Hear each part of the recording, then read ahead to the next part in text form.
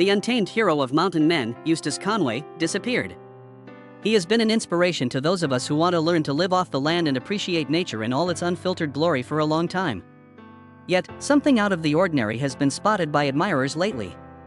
The show has been without Eustace. For good, did he retire from the saddle?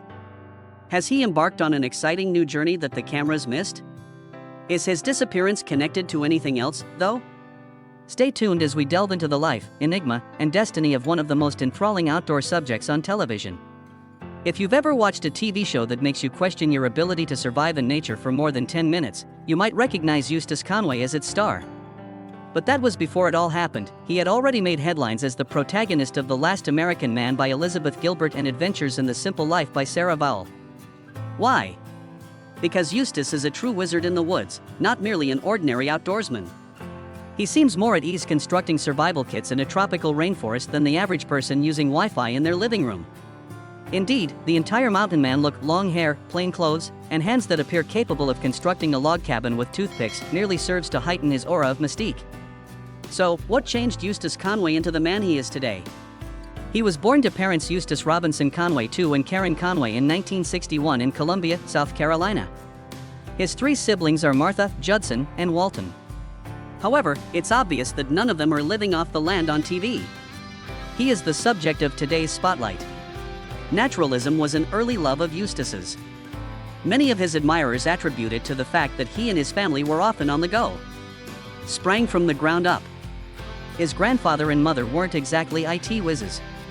Trees, animals, and activities involving dirt beneath the nails were more their speed. For the first 17 years of his existence, Eustace actually slept outside. Even though the majority of us were residing in comfortable suburban houses, Eustace was out camping in the North Carolina mountains close to Asheville. Believe it or not, the property he occupied was actually a section of Camp Sequoia, established in 1928 by his grandpa. Even though he had a typical Piedmont suburban childhood, he began practicing for the woods long before the cameras began rolling. Sure, I can rework it in a more conversational and hilarious style while yet maintaining its flow and making it more relatable. If you hear a story of a family that lived in the woods and subsisted mostly on wild game, you would think they had a tough time making ends meet. However, that is not accurate. And Eustace Conway. He came from a long line of highly educated, nature-loving academics. His grandparents and parents were no exception. The forest wasn't merely a picturesque setting for a picnic, it served as their research facility. For them, the great outdoors was like having their very own Discovery Channel, where they could watch wildlife, do experiments, and generally have a blast. The second Eustace, who was born Robinson Conway, was also quite capable. Both the periodic chart and the outdoors were familiar territory for this eminent professor of chemical engineering. From whitewater kayaking adventures to plant identification missions, he frequently took little Eustace on adventures. In the midst of mastering both basket weaving and quick paddling, Eustace found himself becoming proficient in a wide range of skills. You name it, the child could do it: swim, climb rocks, ride horses, shoot archery. In human form, he resembled a Swiss Army knife. However, this was insufficient for Eustace. Itchy for something more substantial or serene, he was 17 years old. Thus, he abandoned his family and moved into a teepee in the woods, an act that some could describe as adolescent defiance and others as an act of pure brilliance. Indeed, a teepee. Eustace learned to light a fire and roast his meal while most of his classmates were engrossed in their high school crushes and pleading for an extension on curfew. Some may refer to it as roughing it, but Eustace referred to it as freedom. He certainly made the most of his independence. Living off the land for more than 17 years, Eustace became an expert survivor, far more so than your favorite TV survivalist. Anywhere his wanderlust and the elements led him, he would grow, harvest, hunt, and construct homes. Among his preferred maneuvers? Kindling an inferno. Starting from the beginning. You would not have required a lighter or a 10-page instruction manual had Eustace accompanied you on your most recent camping excursion. Now we must not forget the man's impeccable taste in clothing. Eustace wore nothing but genuine buckskin, no Gucci or Armani, please. It wasn't flashy, but it served his naturalist lifestyle well, keeping him warm, safe, and organized with all his tools in one place. Just because he lived in the woods didn't mean he could launch his rustic fashion company and live in splendor, according to Eustace. He was satisfied with the level of adventure he received. Eustace was always testing the boundaries of human endurance, whether it was paddling 1,000 miles down the Mississippi River, walking the 2,000 miles of the Appalachian Trail in his bare feet, or kayaking along the frigid Alaskan coast with whales and icebergs. Moreover, there was that period when he traversed Europe by means of backpacking. Yes, it is correct. This man didn't merely go on a nature walk. He took it down. During these travels, Eustace did more than merely take in his surroundings. Also, he had a way with people. Indigenous communities that lived in harmony with their environment were among the many tribes he befriended. These experiences educated him on more than just survival techniques. He gained a more profound comprehension from them of ecological harmony and cultural variety. He didn't merely go through these communities, rather, he lived among them, learning things that impacted his perspective on mankind and life. However, that's not all. As mundane as it gets for a wilderness guru, Eustace had a few jobs in addition to being a nomad. At New Mexico's Chaco Canyon National Park, he was an official interpreter for the federal government, while working as a North Carolina state naturalist at North Carolina's Crowder Mountain Park. Both parts were tailor-made for him. Envision, a park developed under the watchful eye of a leading naturalist in the world. Eustace proved that he thrived in nature, not merely survived, by tending to Crowder Mountain, which blossomed under his care. It seemed inevitable that Eustace would follow in the footsteps of his dedicated grandparents and parents and become a teacher himself. He started giving talks about environmental challenges and sustainable living based on his extensive understanding of Native American culture, ethics, and way of life. He was a well-respected environmental activist and in-demand educator thanks to his fresh viewpoint and practical knowledge. A wilderness lecture meets a reality show, that's how Eustace Conway describes his existence. Lessons on human adaptation to environment were lessons in his exploits and difficulties beyond mere survival in the wild. Whatever Eustace's audience enjoyed or learned from, be it a near-death experience or a well-deserved victory, he made it interesting and engaging. And who among us can honestly claim to have transformed a pastime into a full-fledged profession that pays the bills?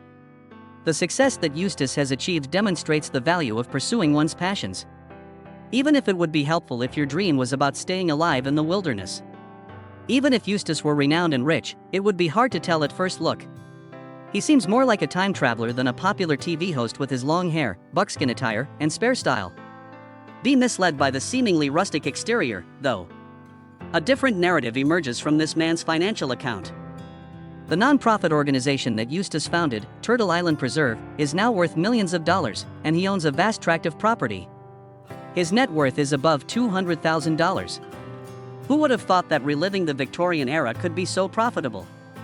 Eustace has poured his heart and soul into Turtle Island, making it more than just a piece of land.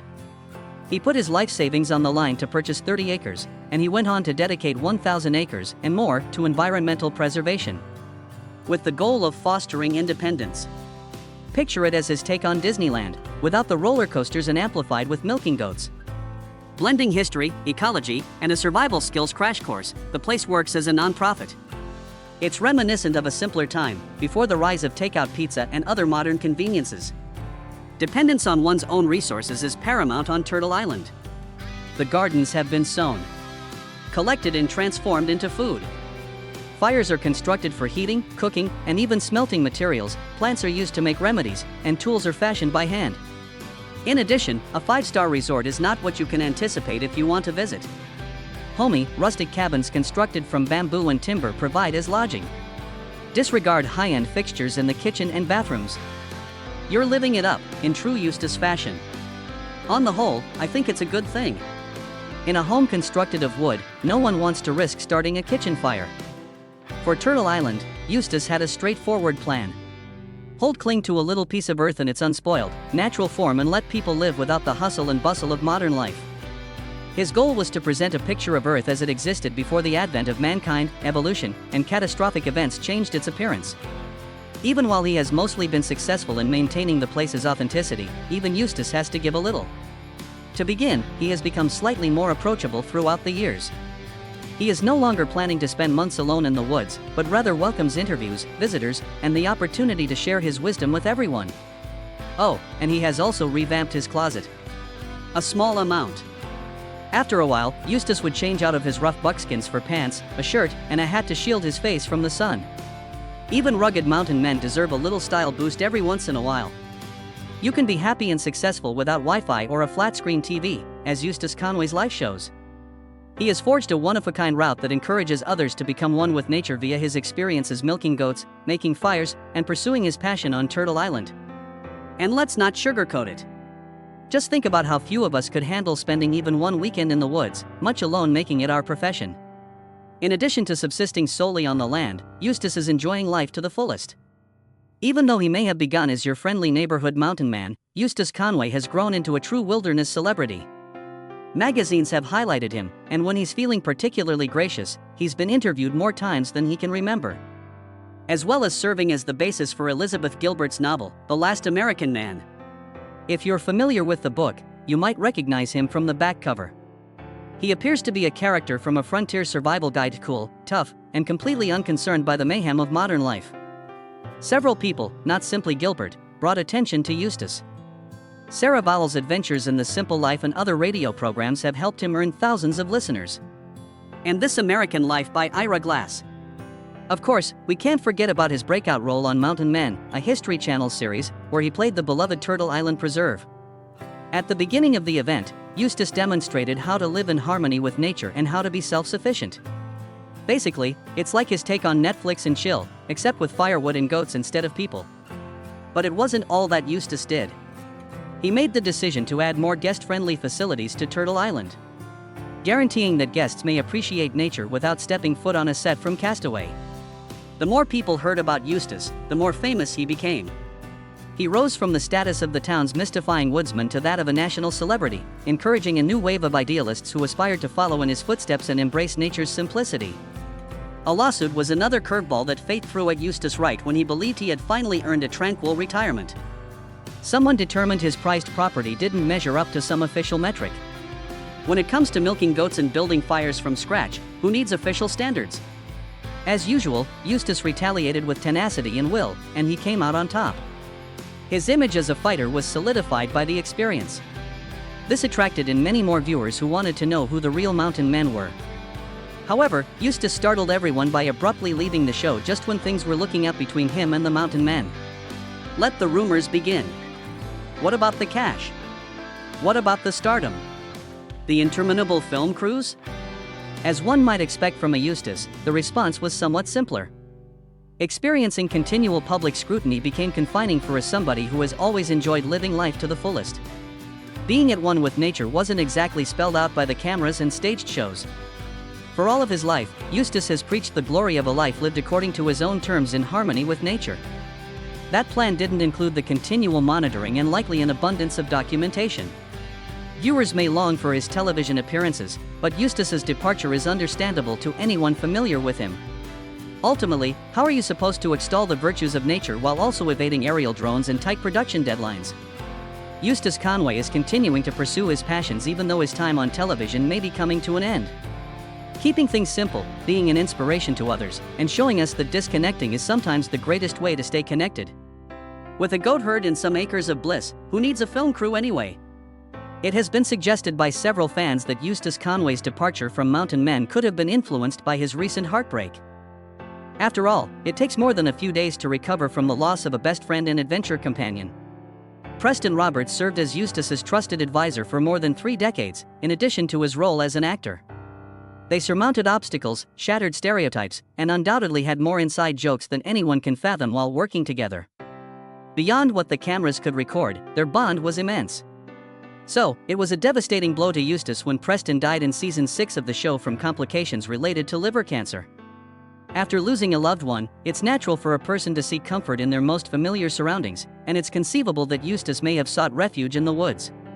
Concerning Eustace's departure, nevertheless, there are other hypotheses besides mourning. The fact that the Mountain Men cast is constantly changing is another possible explanation, according to some admirers. Although the show has been airing for more than 10 years, just a small percentage of viewers continue to this day. Consider the case of fan favorite Marty Mayorato. He wanted to devote more time to his faith, therefore he left the show. I understand. Being followed by cameras in the middle of nothing is, to some extent, ironic. Accompanying his wife Margaret on their pursuit of a life away from the limelight. For Eustace, who has always prioritized his connection to nature over the pressures of TV production, witnessing his friends and castmates progressively withdraw may have been the turning point. Living off the grid defeats the purpose, doesn't it, when a film team insists on bringing you back online? Less exciting but no less important causes include, among other things, his vehicle becoming lost while carrying timber planks. A pile of logs may have been the man's equal in the wild. Anyone would want to just vanish into the woods permanently if they were in this much pain. Whatever it was, loss of faith, exhaustion, or simply too many cameras, it was evident that he was unable to find calm. If being in his element amid the trees is what it takes to be himself, then that is what Eustace is all about. In the end, isn't that what matters? About mountain folks and living life according to your own terms? Now that he has ditched the boom mics, Eustace is putting his words into action. The one from Mountain Men, Eustace Conway, is worth discussing. You may already be aware, if you've been paying attention, that Eustace feels an almost romantic connection to his truck. The man's expression changed dramatically as he came to the realization that attempting to fix it might be futile. His expression betrayed the recollection of each and every log the truck had ever transported. What a d*ck things start to get fascinating, or perhaps scary, depending on your perspective, here. While Martha and Eli are newcomers to season 11, where is Eustace? Yes, he is indeed gone. It's as if your beloved comedy series completely forgot about its most beloved character one episode. Speculation among fans had already begun to run rampant. The question is Eustace planning to retire? Is he working on a massive ecological project without electricity, or has he just decided to take a break? The drama was brief, so get your popcorn ready. Our man is actually returning. For the upcoming season, his name is already at the top of the cast roster. People avoided a crisis. It appears that Eustace still has more survival lessons to teach us. Eustace is still living it up to the fullest, even when he's not on television. A huge number of people follow the man on the internet. And he continues to do his thing, which is to teach others to love nature while enjoying the outdoors. He has actually been creating a stir in the field of education with his programs that teach students how to survive in the great outdoors, how to use primitive tools, and how to avoid becoming lost in nature. The best part is that it's all for a good cause. The importance of contributing cannot be overstated. Living sustainably is becoming more common among both students and explorers. I don't know what more to say if that isn't peak Eustace. The intensity with which Eustace proclaims this, as if someone had just lit fire by rubbing two sticks together, reflects his belief that one must first experience and appreciate the natural world before they can care enough to defend it. Just for kicks, he included a quote by Ralph Waldo Emerson. "Your actions are so dominant that I can't make out a word you say. Big deal, huh?" Yet, as he ponders something, he suddenly stops, his expression changing. "My goodness. Up in that white oak, you can see the largest squirrel I've seen all week." Philosophy and wildlife commentary meet in the middle, like two tennis matches. However, for Eustace, everything is interconnected. He has devoted his life to his Turtle Island Preserve in Boone, where he teaches people to appreciate nature's poetry and help them rediscover their connection to nature. Thousands of people have experienced this primitive way of life, from elementary school students to business people who ditch PowerPoint in favor of bow drill fire building. From that point on, his life has become legendary among outdoor enthusiasts. He rode across the United States on horseback since driving was too mainstream, obtained degrees while donning buckskin at Appalachian State, and trekked the Appalachian Trail while living off the land. Then, 22 years ago, he established Turtle Island Preserve, where he has been instructing people on how to give up Wi-Fi in favor of wildlife and lead a more sustainable lifestyle. It's rough and natural, and according to Eustace, that's how life should be. We can finally get down to the burning question that has plagued us all for so long now. Has Eustace Conway tied the knot? Is that the gist of it? Seems unlikely. To put it simply, he has kept his private life private. No nuptial banns. Just Eustace being himself on Instagram, no mysterious accomplice. One thrilling escapade after another. That, I ask you, is the most intriguing thing about him. He's the one who shows us that being genuine sometimes requires us to defy expectations.